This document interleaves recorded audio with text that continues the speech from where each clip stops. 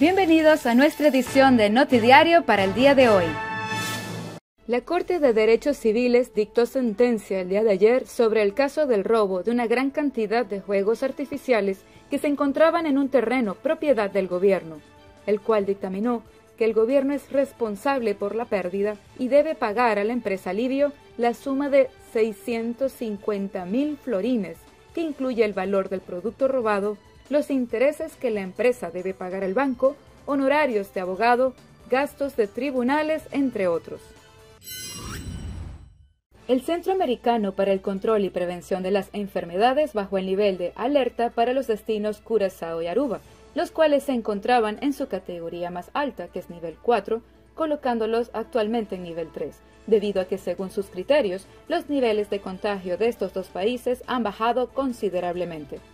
El primer ministro Pisas anunció que recibieron gran presión y amenazas por parte del gobierno americano, los cuales indicaban colocarían a Curazao en su lista negra si no se les otorgaba a los ciudadanos de su país el mismo trato que se les ofrece a los ciudadanos europeos.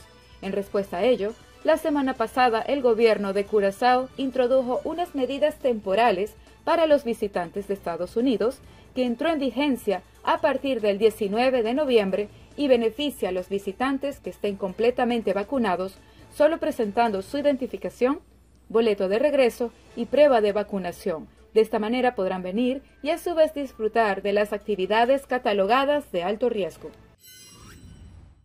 El día de ayer, el partido MFK, Movimiento Futuro Curazao, por medio de un comunicado de prensa firmado por el señor Sidri, informó a la opinión pública que no respaldan la decisión de la ministra de Salud, señora Janga, la cual envió una carta ordenando a los cobradores de SBSB para detener las investigaciones en un caso actualmente en Corte de Apelación por malversación de fondos y que ha conllevado a la pérdida de aproximadamente 20 millones de florines en el Seguro Social.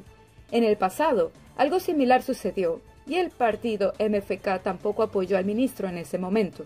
Después de conversaciones con la ministra, señora Janga, llegaron a la conclusión de que las investigaciones deben seguir para determinar qué sucedió con el dinero desaparecido. Y ahora, nuestras noticias internacionales.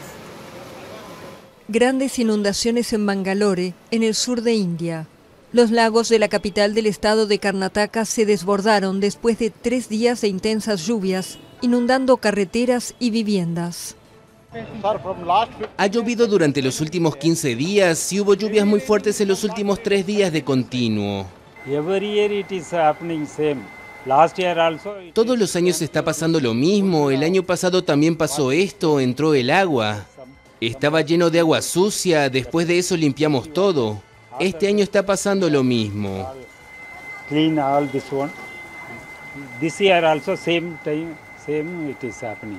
Según expertos, las condiciones climáticas extremas e impredecibles en el sur de Asia son consecuencia del cambio climático, agravado por la construcción de represas, la deforestación y otras actividades nocivas. Según la prensa local, en los últimos días murieron al menos 30 personas por las súbitas crecidas en el sur del país.